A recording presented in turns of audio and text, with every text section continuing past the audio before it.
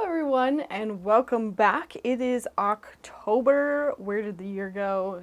It is nuts. I'm first going to start. I have a ton of important updates, so you can skip ahead if you don't really want to hear them. If you do want to hear them, I will try to get through them as quickly as possible. Essentially, I have an update around some group travel. If you want to travel with me, stick around. I also have an update around my Halloween seances that I do every year virtually. I have an update around Patreon as well. I also have an update around our society, our Psychic Development Society, and Patreon, and some changes that we're going to make there. But that's sort of it in a nutshell. So let me dive into all of that.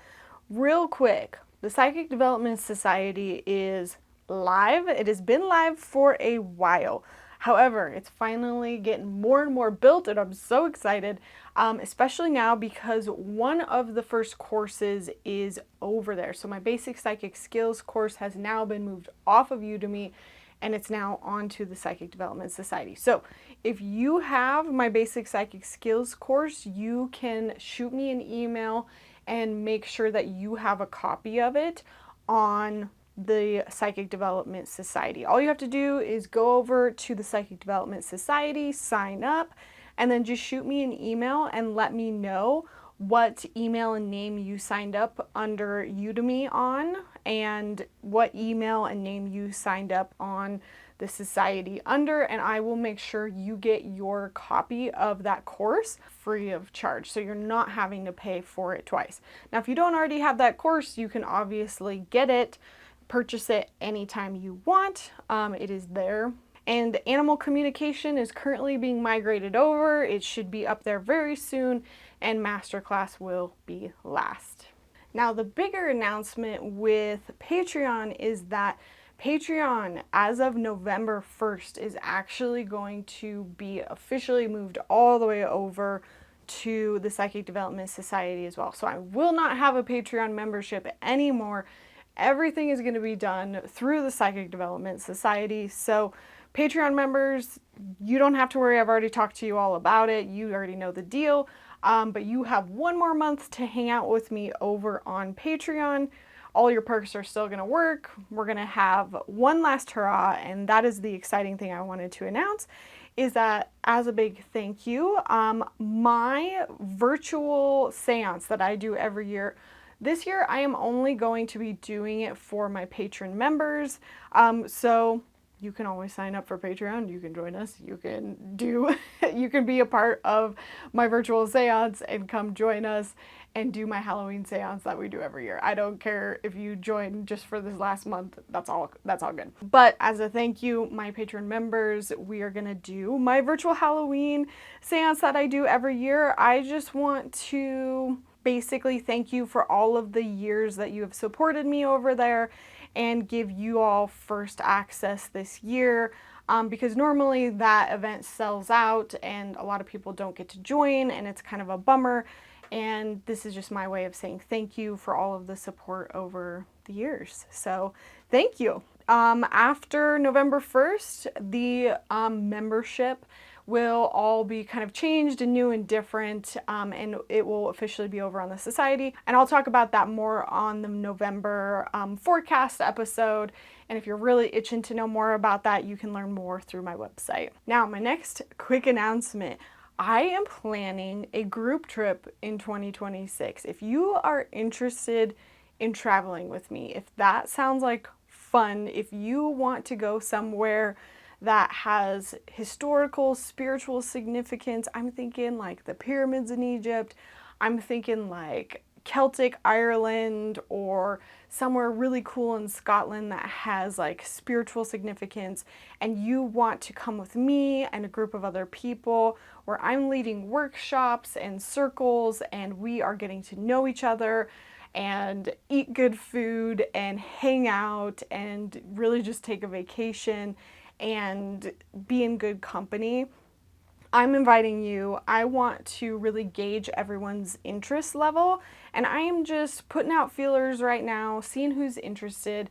If you can take a minute of your time to just fill out the survey that's down below, That will help me understand who's interested, what price levels you are all able to do, what itineraries, what places we're interested in. So then I can use that information to sort of craft where we're going. And if you want more information and if you want to see some of the questions that I've answered around this, that other people have asked, feel free to hop on over to my Instagram stories and look at all of the information that I've given around that. I kind of jump into the itineraries that I'm kind of throwing out there. And just know that if you sign up now and throw your email into that survey, essentially you're going to hear first about whatever itineraries we pick, and you're also going to get early bird pricing. And if you're concerned about the price, don't worry, there are payment plan options as well. And I'm going to try to make this first trip as easy on our budgets as possible. So sign up, join that survey link because we have to plan it now, even though it is going to be further down the line next year. I would love to travel with you all. I would love to meet some of you. Let's go have some fun. Let's go, like, honestly, I want to go to Ireland. I want to take you guys to some of the places that I've been before and go, like, walk around some of these spiritual places, connect with each other, connect with the land, do some retreats, do some circles, and I've got some really cool things in store planned. So without further ado, let's get to October's energy. Ooh, interesting. Okay, so we have the coming of winter. It comes in lullabies deep within your mirrored flesh. Alas, it is time to lay your quivering chest upon the winter's coming. Not what I expected. Interesting. Okay. So, like, when this card pops up for October, it like perfectly matches the colors that I picked up here. Very muted, very dull. And, when we think about Samhain is actually the start of the wheel of the year for witches, and it's prepping. We're prepping for winter. We are understanding that the light is becoming less. The days are becoming shorter. They have been technically since summer, but it's like we're preparing the harvest. We are gathering, we are storing things up for winter. Back in the day, we had to do that more than we do now. But we are slowing down. So October, there is this sense of slowing down and resting a little bit more. Like, I love the vibe shift. It's rest, it's reflection. It's almost like recharging. I see what this is. Like, I feel like, and you guys can tell me how September went to you. We'll talk about this a little bit more in the astrology portion of things, but this feels like when we've navigated through something really tough and challenging, and now we need to rest and recharge and come back to center. We're taking refuge. We've been through like a really harsh lesson, and when it's time to reflect on the choices that we've made, the consequences that have happened. It's time to reevaluate, learn from our mistakes, celebrate what's gone well, what hasn't, review the things that have happened so that we can decide what comes next. It really feels just like a big old pause. Like, I kind of love that. I want to know like how we are resting. Oh, I love this. Pulling from my Halloween oracle. We're resting by actually like enjoying ourselves this month. Like, we're participating and doing things that make us happy. We are rejoicing in the present. We are planning things that are actually fun. Like I've already been planning things for the month of October that I'm actually going to enjoy, because I always know October is nuts for me. because it's my busiest time of the year. I've already got like 3 or 4 parties planned. I've got an event that I'm reading at. But I'm making time for me and my family to go to like a trick-or-treat thing. We're gonna go to like a Magic of the Jack-o'-lanterns thing.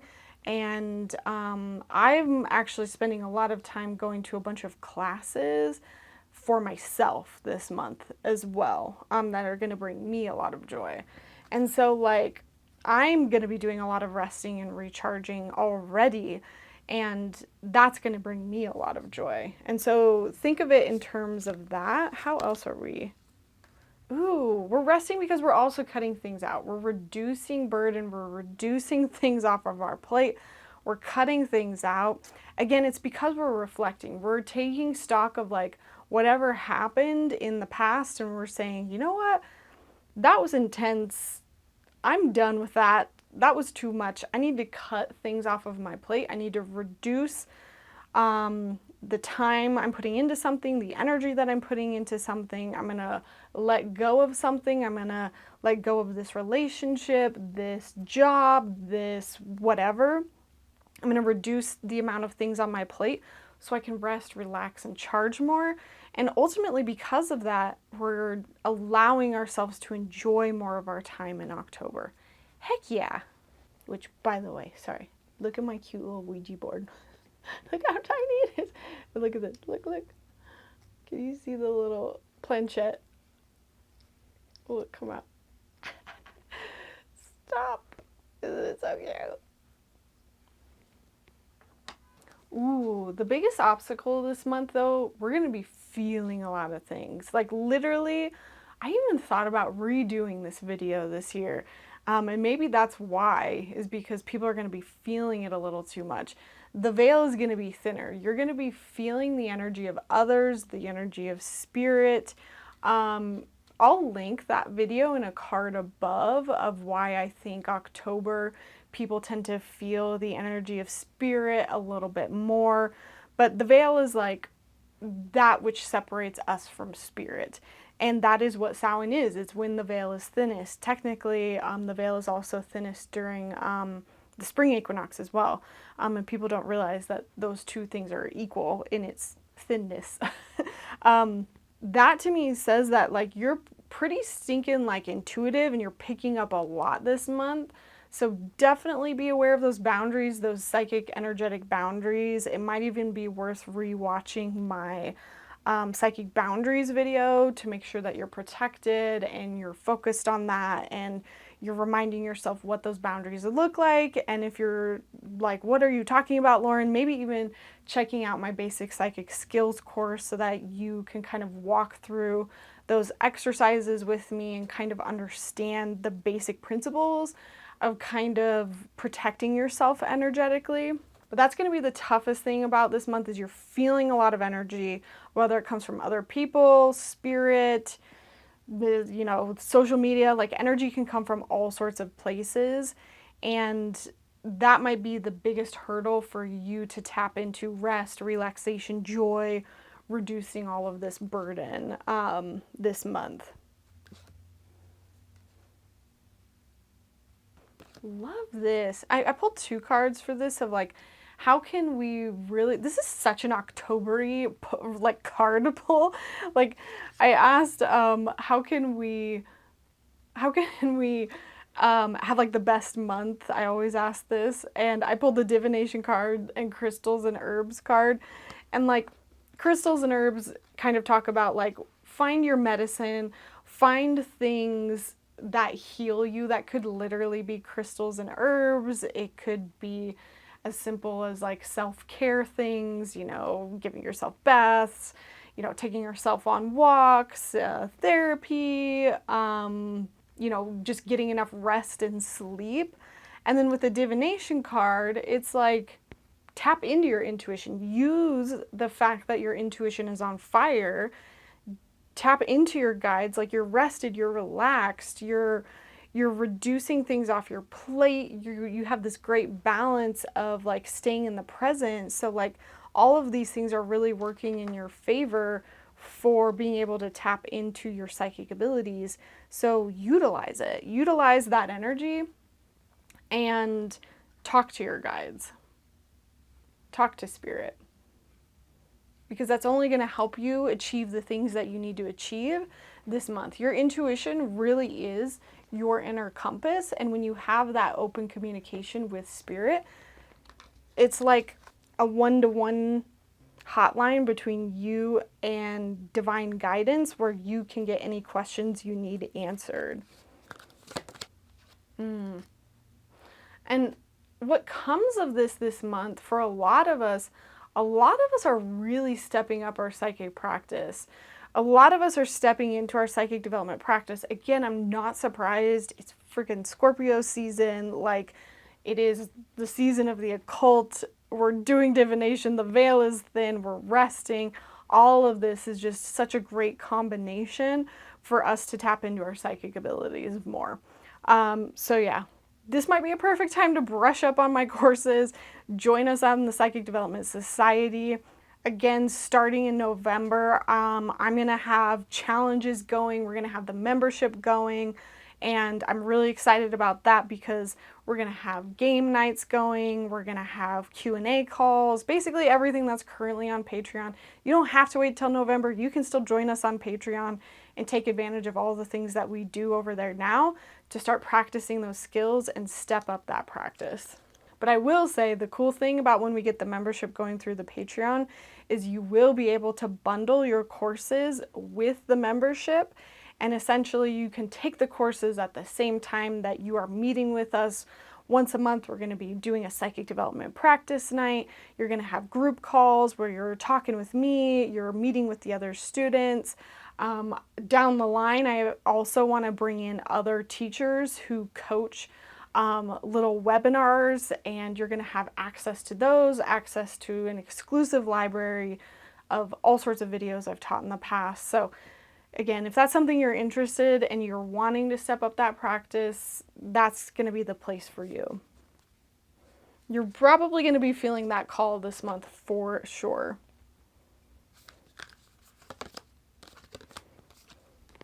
Ooh, then I always like to ask anything else we need to know. There's some shadow work that we need to do around our own inner shame. What do you dislike and reject within yourself? What makes you feel unworthy, unwanted, and unloved? What's causing you to judge yourself as bad and unredeemable? What burdens do you carry in your soul? You know what? I feel like I'm supposed to grab this book. So this is Atlas of the Heart by Brene Brown, and it's honestly just like an encyclopedia of emotions, but I'm just reading this, I'm reading this section on shame because I feel like I'm supposed to. Here's the definition of shame that emerged from my research. Shame is the intensely painful feeling or experience of believing that we are flawed and therefore unworthy of love, belonging, and connection. Shame thrives on secrecy, silence, and judgment. If you put shame into a petri dish and douse it with these three things, it will grow exponentially into every corner and crevice of our lives. The antidote to shame is empathy. If we reach out and share our shame experience with someone who responds with empathy, shame dissipates. Shame needs to believe that you're alone. Empathy is a hostile environment for shame. Self-compassion also helps us move through shame, but we need empathy as well for an important reason. Shame is a social emotion. Shame happens between people and it heals between people. Even if I feel it alone, shame is the way I see myself through someone else's eyes. Self-compassion is often the first step to healing shame. We need to be kind to ourselves before we can share our stories with someone else. So the 4 elements of shame resilience are recognizing shame and understanding its triggers. Can you physically recognize when you're in the grip of shame? Name it, feel your way through it, figure out what its messages and expectations are. Practicing critical awareness. Can you reality check the messages? I'll let you guys just read this on your own. Reaching out. Are you owning and sharing your story? Speaking shame. Are you talking about how you feel and asking for what you need when you feel that shame? This might be another chunk to read. I feel like I'm just supposed to give this to everybody. So yeah, I feel like you're just supposed to like recognize where shame comes up for you this month and try to squash it. Try to see where it comes up, because it might have some part to do with like the reason why you're holding on to burden, why you're holding on to doing so much, why you're not letting yourself feel joy. And it might have something to do with family, as it usually does. All right, and just remember, all of these decks are down below. If you want to purchase them, just visit the link and you can book a private reading with me at any time. And let's get to our individual patron readings. All right, welcome to the astro portion of this reading. It's so funny, when I started this video, it was sunny and bright outside, and now by the time it's the astro portion, it is dark and thundering and raining outside. So if you hear thunder, that's what's going on. I forgot the astro dice, as usual. Astro dice, again, remember, are more intuitive, not literal. So Venus in Leo in the 12th house. Again, if you want to stretch your skills, go back to my Astro Dice video, do your own interpretation, feel free. This one's always challenging because Leo in the 12th house, I have Leo in the 12th house, so I struggle with this one. I should be able to define it, but it's so difficult for me.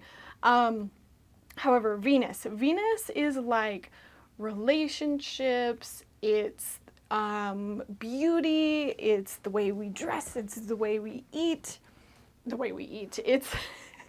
It's like the pleasures in life. It's food, it's relationships, clothes, how we express ourselves. And we're doing it in a very flashy, showy way with Leo.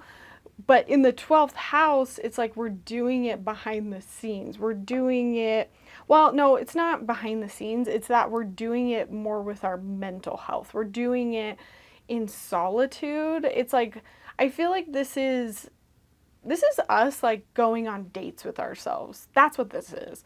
Like, the way we're spending our quality time, our rest this month, is we're indulging in the little pleasures, and we're doing it in a way that still makes us feel good and exciting. It's like literally, like, I feel like this is like the energy of going out and having a fancy meal in public with yourself and getting dressed up and having like sushi and not caring what other people think. You're still alone and it's still for you, but you're still doing it in a way that's like bold and kind of out of the norm, and you're enjoying, you're dressing up, you're looking nice, you're enjoying something beautiful, something luxurious. Again, that's all subjective. Everyone enjoys that in a different way. You know, your idea of beauty versus my idea of beauty are two different things. So I love that. I think that, you know, if that's our October, we're all going to enjoy that in a different way. October's astrology. Let's get into it. Before I get into October, like, I just want to kind of recap August and September in the sense of, like, I talked about the pilot episode, right? August and September were our pilot episode for kind of the next couple of years in general, especially with Uranus and Gemini and some of the stuff that we're prepping for, essentially. And I think I've freaked a lot of people out, and I just like wanted to clarify some things with that, because I have an understanding of what pilot episode means, and I forget that a lot of people don't, because I went to film school, I've made literal pilot episodes, and pilot episodes are the very first episode in a season. So a pilot episode, when you're creating television, is you are only given the budget to make the very first episode, and then you have to use that one episode to pitch the entire series to the network.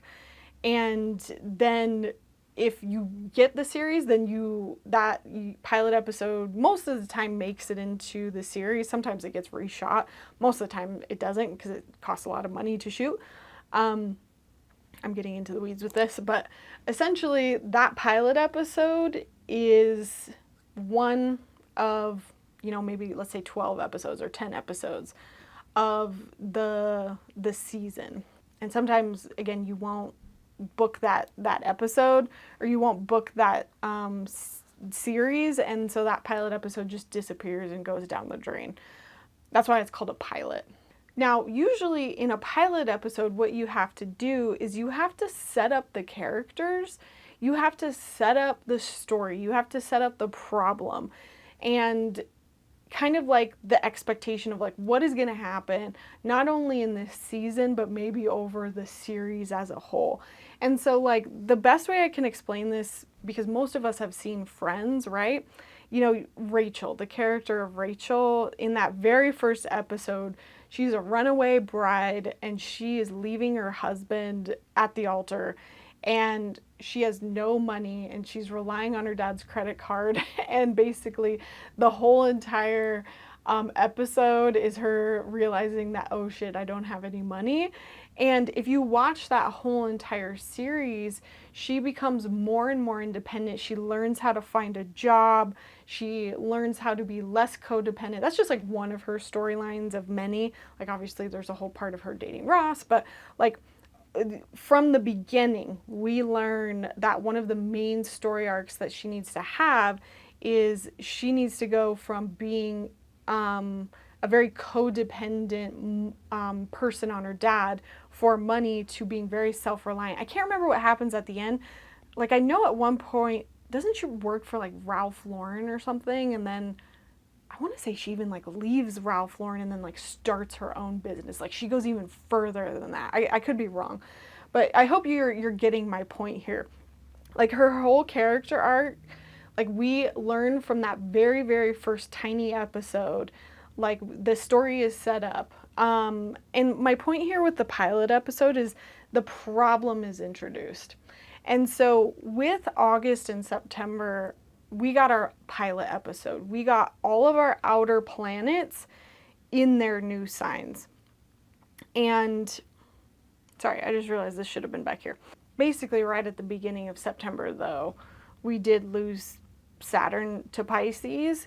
So really it was more just August. And I kind of told us to take note of that. And so I think where I confused a lot of people is a lot of you were like, oh my gosh, that pilot episode means that's the whole entire, the rest of my 7 years.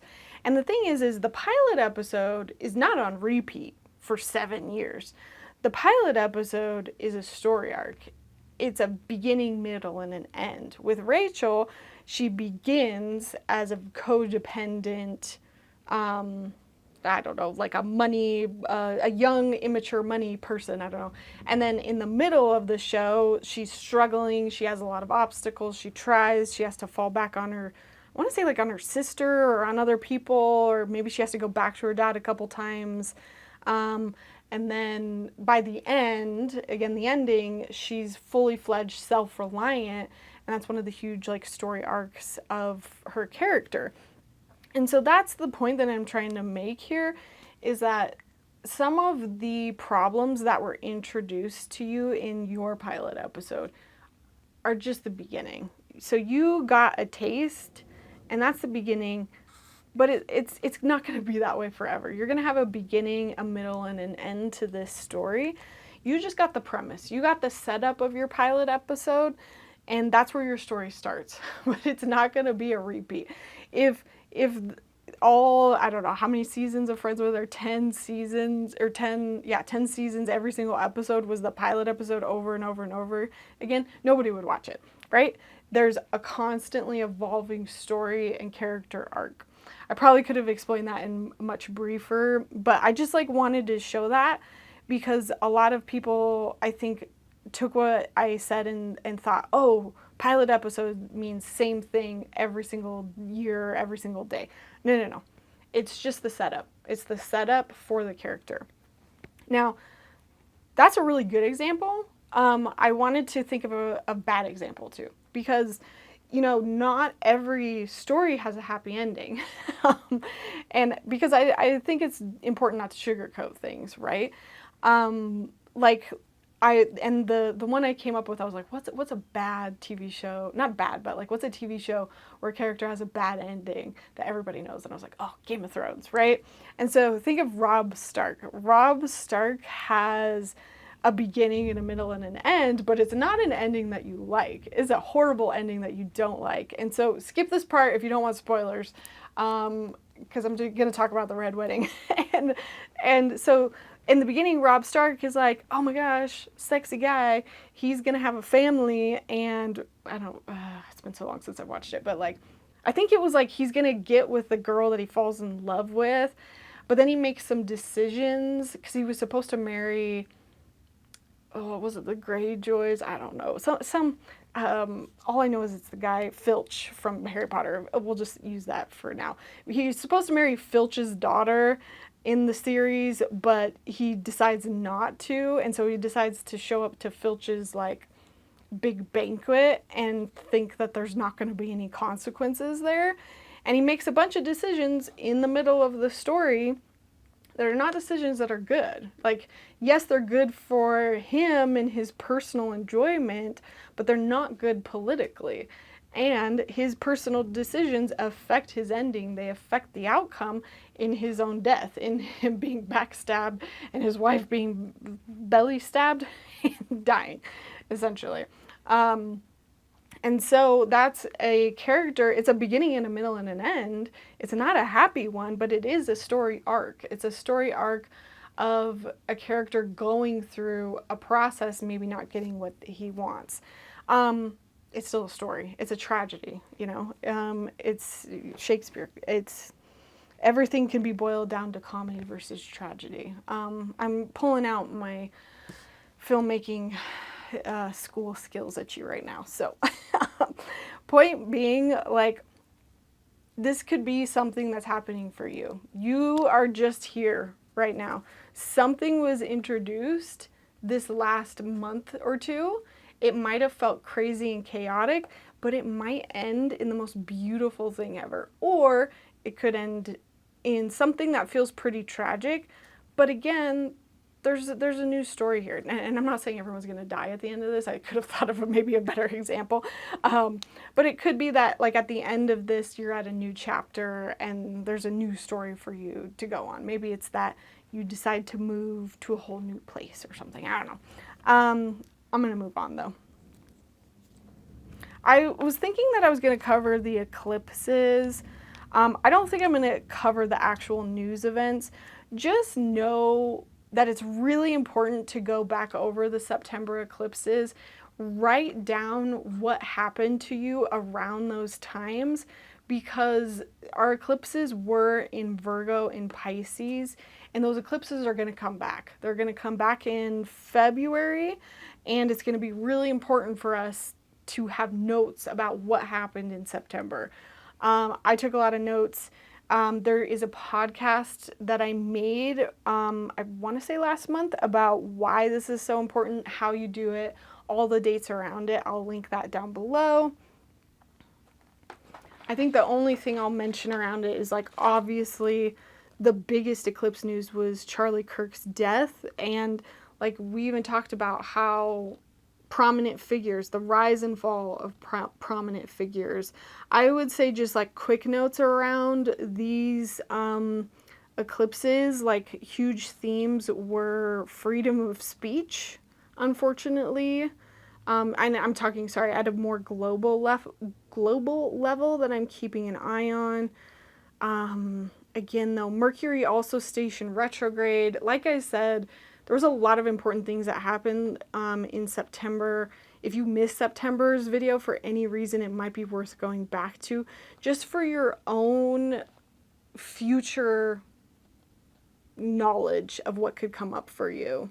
Because when you look back at those dates, you can find foreshadowing of, like, the future of what that's going to mean for you. Like, I'll give an example. Like, my Uranus stationing retrograde, I learned that it has a lot to do with my personal client relationships. And so I wrote a lot of those down so that I know that my Uranus in Gemini has a lot to do with my personal client relationships. Let's see, that Pisces eclipse also has big things to do with Epstein. That's when his birthday book came out. I don't know. My Virgo risings that listen, how did it go for you? I actually had a really okay eclipse season, actually. Like, I was fine. I'm okay. I was all worried. I'm okay. I'm alive. I didn't even get sick, you guys. But maybe that's because I knew going into it and I took really good care of myself and I'm okay.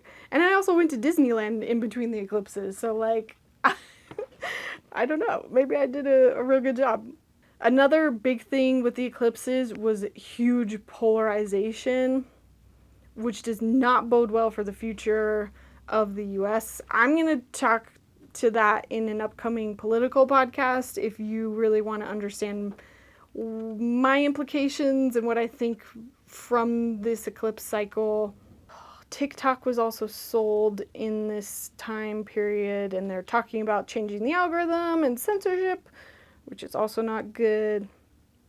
Going after Antifa, lots of free speech, all of the Jimmy Kimmel stuff, going after anybody for speaking ill of Trump, like Pentagon wanting to approve people, wanting the press to pre-approve any information that they publish, lots of free speech, scary stuff. And you know what's hilarious too? My RVs, which I've talked to you guys about, my RV thing, which I told you guys I was so sure it was gonna sell, had hiccups. It had hiccups and I didn't hear about it, but it had a hiccup on September 1st when Pisces moved back, or sorry, when Saturn moved back into Pisces, which is exactly associated with that. But I didn't find out until mid-month when I talked to my dad about it. That property is still not sold. And it's hilarious too because Saturn literally represents the father and it is my father's business. And so, like, I might still have my family business. It's just been like, oh, I could go on about it, but I'm not going to do it because I've already talked so much. I'll probably mention it in my podcast just for astrology examples because I know I've talked about it and it's helpful for those who are learning. Okay, so by the 1st of October, we are clear of the eclipse window. We're not feeling the effects of the eclipse. So just know that by the 1st, we are pretty much a solid week out of the last eclipse, and you shouldn't be feeling the effects of that anymore. There's not a whole lot going on this month that's super intense. Maybe like 1 or 2 major things, but there's a lot of good things too. I'm trying to decide what I want to cover. There's a lot of aspects, but I'm not going to go super in detail with them. So Venus is sextiling Jupiter on October 8th. So Mercury would have just moved into Scorpio. I'm not really going to talk much about that. That happens on the 6th. The 8th, Venus sextiles Jupiter. So Venus is here. Jupiter is here. Sextiling is a good aspect. It's a good harmonious one. Venus and Jupiter are both benefic planets, which means they're both really positive planets. So this just means there's going to be like a couple really good days here with Venus. Around the 10th or 11th, Venus starts to move closer to here and it goes into opposition with Saturn, so it's going to suck. But then by the 13th and 14th, it basically moves into Libra and then it gets better again. Things feel a lot better, and I think that's all I'll kind of say about that.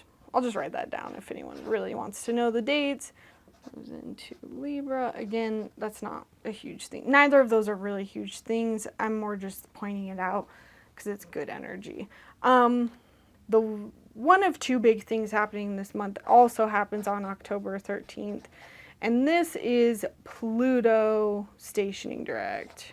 And remember, anytime a planet stations direct, so it's been moving backwards this whole time, anytime that it starts moving backwards or moving forwards from one position to the other, it basically puts an exclamation mark on that planet. It's really emphasizing what that planet does in that sign, in that house for you.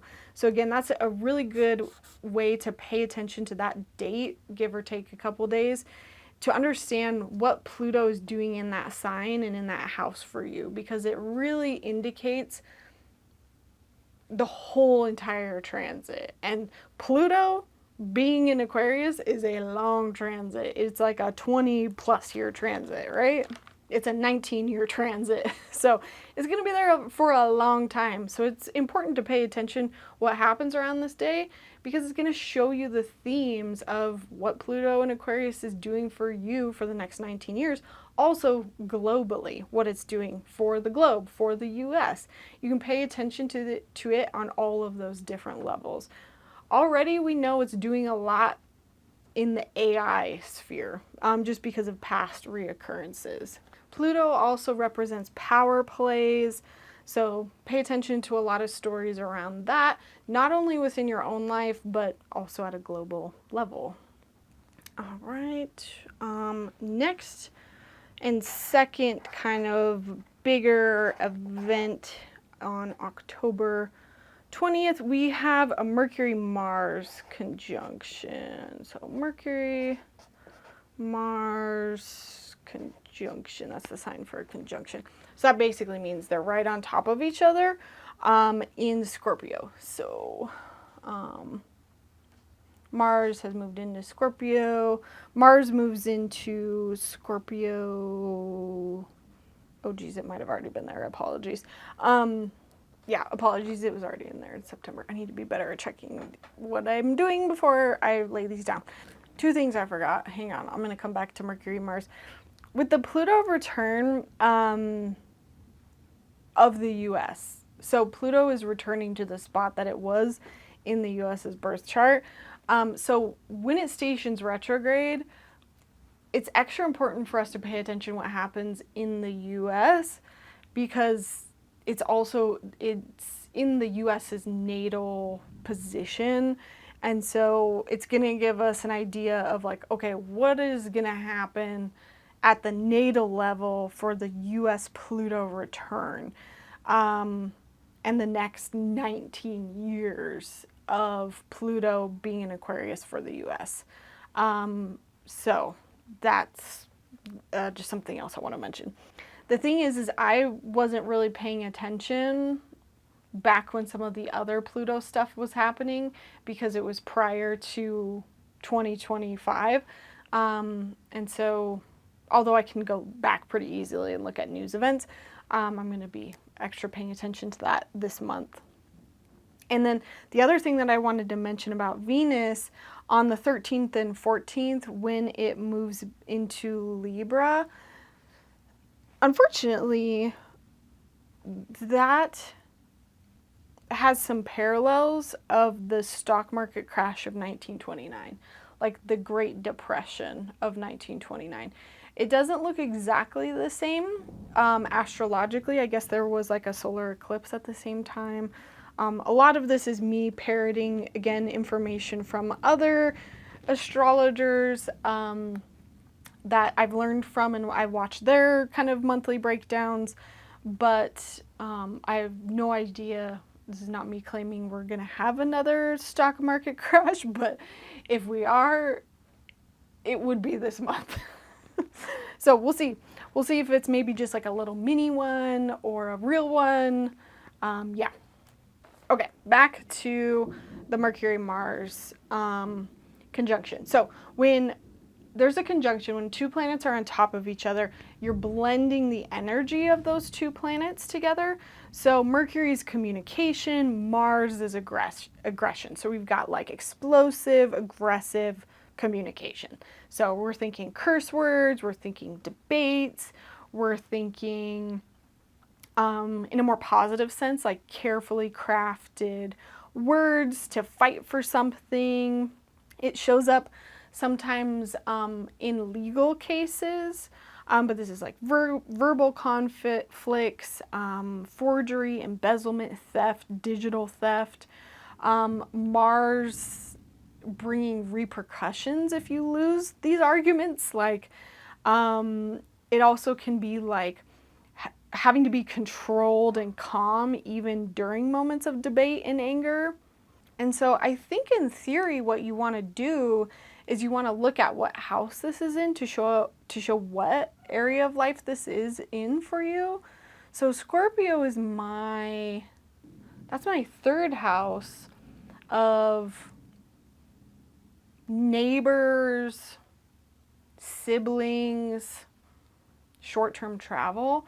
So I've actually been wondering if, like, because this can be legal, I've actually been wondering if I'm finally going to move forward on my actual legal case with my car. Like, I've been paid for my car we had a car accident back in May, and we got paid for the actual car, but we are still in a process to go through like the injury part of it. And we've given all of the information and the tools to the injury lawyer, all the paperwork and all of that. But I've not heard from the injury lawyer at all, so I've had absolutely no indication that anything would happen this month. But I wonder if that's going to be the case because we had that car crash when the moon was in Scorpio, which is my third house where my short-term travel, my car is. And so I think that's what's going to happen here is my guess, because Mercury and Mars are going to come here, which is arguments, cases, legal stuff. And it is literally going to be on top of my moon and my Pluto. This is going to be rough for me. Let me get to that. Next thing I wanted to say is that this is all going to happen right about 19 degrees Scorpio. So if you've got any planets right around that area, just know that this is going to be rougher for you. And so when I looked that up, I was like, oh, great. My moon in Scorpio is at 19 degrees. Yay. So I was like, great. And so I wonder if that's what this is. It could be something else. It could be that I get in a fight with my neighbors. It could be that I get in a fight with my siblings. Let's see. I'll keep you updated. And then the other thing that I wanted to mention about this Mercury-Mars conjunction, let me just write this down. Again, what's crazy is my natal moon and my natal Pluto are already conjunct right here, so it's going to be a lot for me. So what happens with this too is we've got a little mini reoccurrence here. So it happens once on October 20th, but this is going to come back and happen again on November 12th and 13th. And then it'll also happen again on November 28th and 30th. And then again on January 18th. So we have this like little mini story that's starting. I don't know if I'll come back to this, so you might just want to jot down these little dates. And it's going to be in your house of Scorpio, so maybe just pay attention to it. Note what happens. Feel free to even leave it in the comments. Come back so you can reference it and kind of figure out what is coming to play. Again, it's going to be a little bit explosive. It's not going to be fun.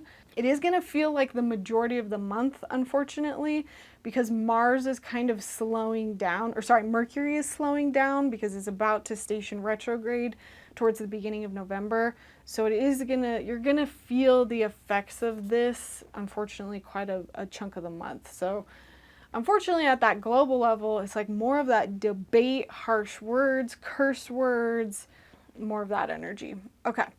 But again, not nearly as tough as the eclipses. Eclipses brought new, crazy, different things in, whereas this is not new, crazy, different things. This is just kind of inconveniences, you know. All right, and then October 22nd, our sun moves into Scorpio. It's Scorpio season, baby. Time to go deep, time to go within, time to go into the darkness.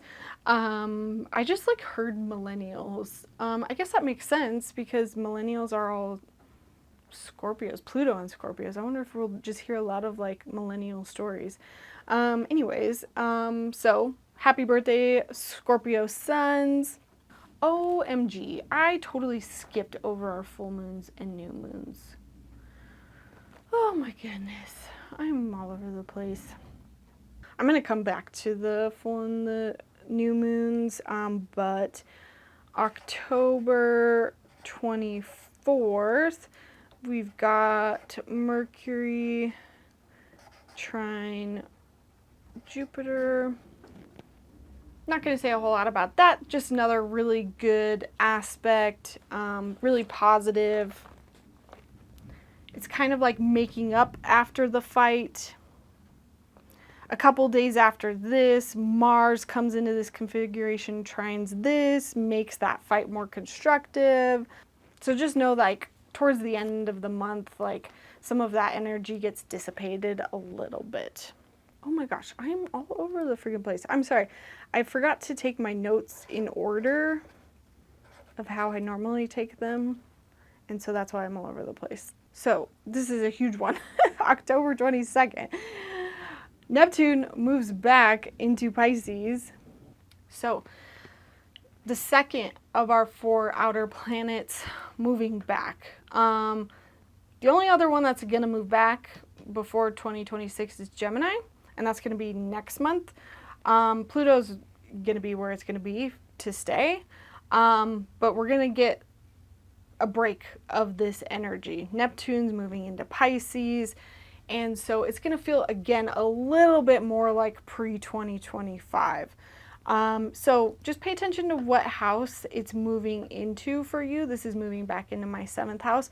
And again, pay attention to the day that it moves in, because the day that it ingresses into another sign, again, tells you what that planet in that sign, in that house, is doing in that transit as a whole for you. And so if you haven't been paying attention at all to what Neptune in Pisces means for you, which, like, for me, I haven't, because it's been there for the last 7 years, and I wasn't really paying attention to astrology when it first moved into Pisces in my life.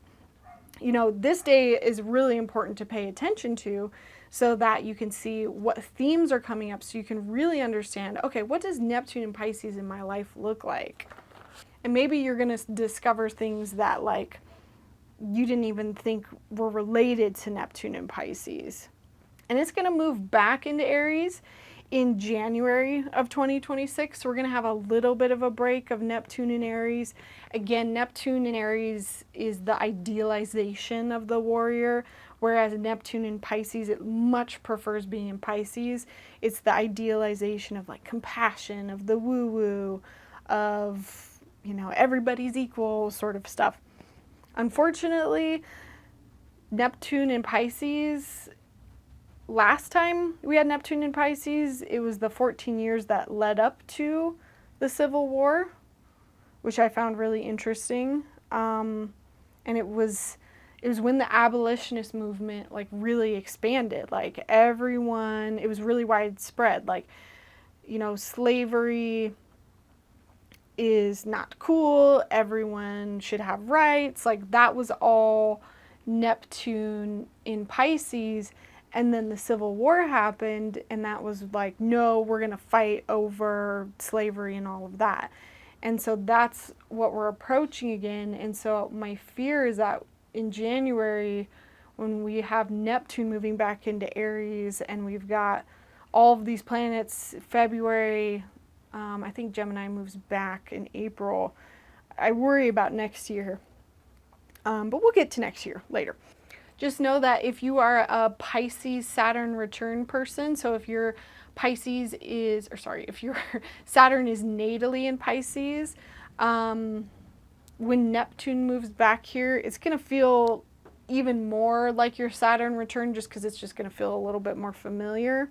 Yeah, the biggest thing, pay attention to what happens around that date, just because that's going to inform you on what that transit as a whole is about for you. Because I was always paying attention to it as me and my husband, me and my relationship, because it was my 7th house. But I'm going to pay attention to my client relationships as well. Because 7th house is not just one thing, you know. October 29th. We've got Mercury opposite Uranus.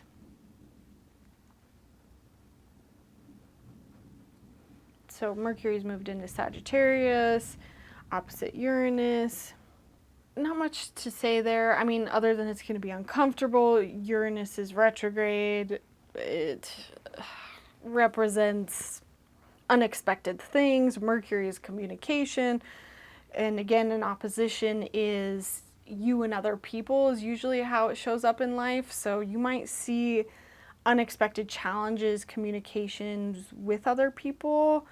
Maybe even like, I'm just kind of like feeling like with Gemini, Uranus and Gemini retrograde, I wonder if that's going to be a pulling away of communication, like people not being allowed to speak or say things that they're allowed to say. And then, of course, October 31st is Samhain.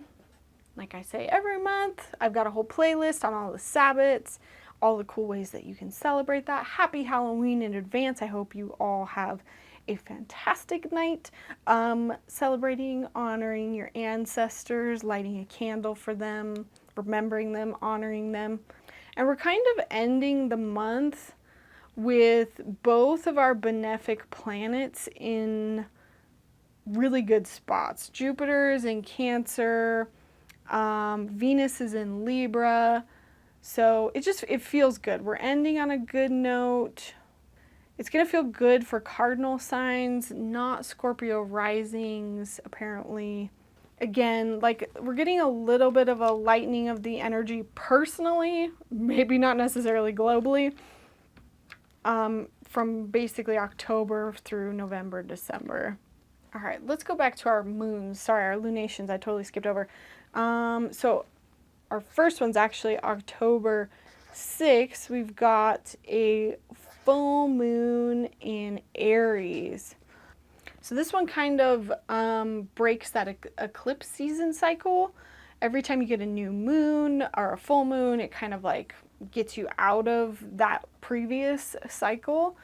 And it bakes in this sextile, which is great. So for that next month, you've kind of got this really good energy baked into it. This moon is exciting for you. It's celebratory. It's good in theory. Again, it's going to be different for everybody personally based on where your chart is. All you have to kind of do is look to where Aries is in your chart to see what area of life it's going to be affecting. Let me read those out for you now.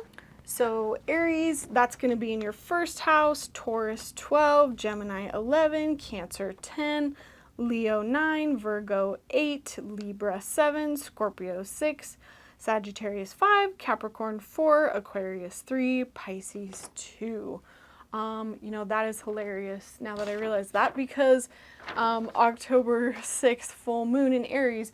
Aries, again, it's going to bring up anything, it's going to further that story, even in a minor way, of anything that we saw with those Aries eclipses. And this is in my 8th house of other people's money. Again, those RVs. I told you,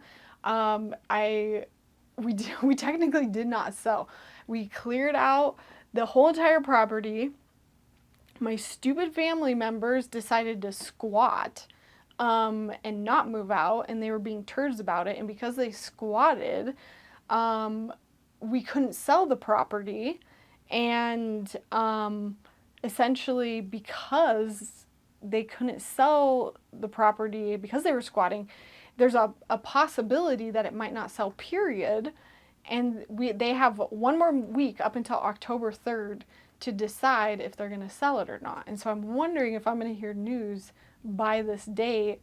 And it could be that they sell it. And again, further story, you know, I figure it out. But it's crazy how exact it lines up with this shit. Like, it's nuts. It could be that, you know, we keep it or we sell it. I don't know. We'll see. Again, I use that as an example to help you learn. I know most of you probably don't care about like what's happening in my personal life. But it's literally my 8th house of other people's money. It's my dad's property. Technically, he owns this RV park, But if we don't sell it, it means we get to keep renovating the RV park and build it up into what we were going to do next with it, which I would really like that to be the case. Honestly, either way works out for us because we could sell it and buy another property. Either way, it doesn't really matter. But it's just created a hiccup in our plans. And it's basically perfectly not made us any money right when Saturn has moved into Aries. It's perfectly aligned with that. Okay, so October 21st, squeezing that in there, is when we've got the new moon in Libra. Oh, that's horrible, you probably can't see that.